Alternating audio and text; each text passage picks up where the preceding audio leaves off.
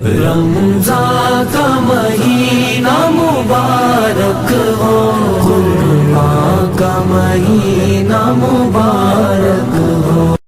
سلسلے ماہ رمضان مسئلہ نمبر 34۔ ماہ شعبان کی 30ویں رات کو یہ خبر عام ہوئی کہ فلان جگہ چاند نظر آیا، لیکن قاضی کو اس کی گواہی نہیں ملی، نہ ہی اتنی بڑی تعداد نے چاند کو دیکھ کر چاند کی خبر دی جتنی بڑی تعداد کے جھوٹ پر متفق ہونے کا احتمال نہ ہو۔ اس صورت میں ماہ شعبان کی 30ویں دن کو یوم الشک کہا جائے گا، اور یوم الشک کے دن روزہ رکھنا ناجائز و حرام ہے، اس لیے لوگوں نے روزہ نہیں رکھا۔ لیکن دوسرے دن چاند کی گواہی ملی اور قاضی نے اس پر فیصلہ کیا، یعنی اب لوگوں کو یہ پتہ چلا کہ آج کا دن ماہ شعبان کی 30واں دن نہیں ہے، رمضان کا پہلا دن ہے، اس لیے اہل محلہ پر امساک واجب ہے، یعنی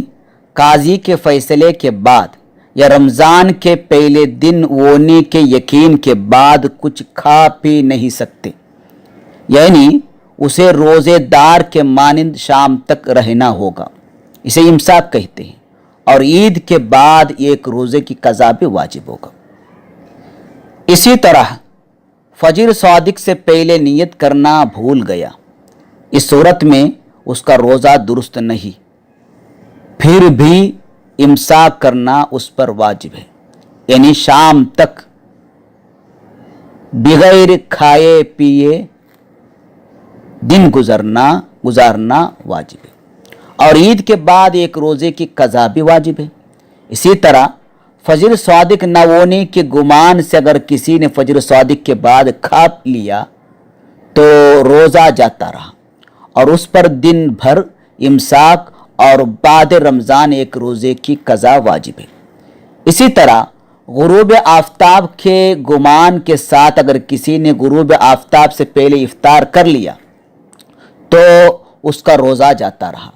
اس پر غروب آفتاب تک امساک اور رمضان کے بعد ایک روزے کی قضا واجب ہوگا۔ ہم نے یہاں جتنی بھی باتیں کہی ہیں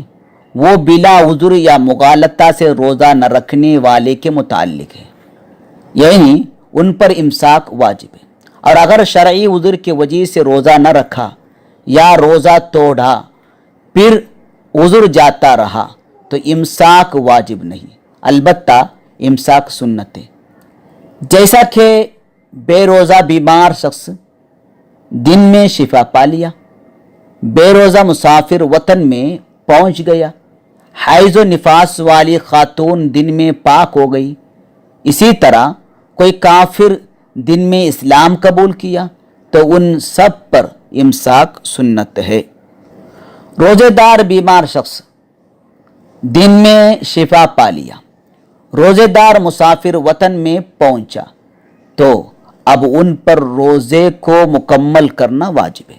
یعنی روزہ توڑنا ان پر ناجائز و حرام ہے۔ وما علینا الا البلاغ۔ بندوں کو خدا کی طرف سے بہت احسان کا مہینہ مبارک ہو۔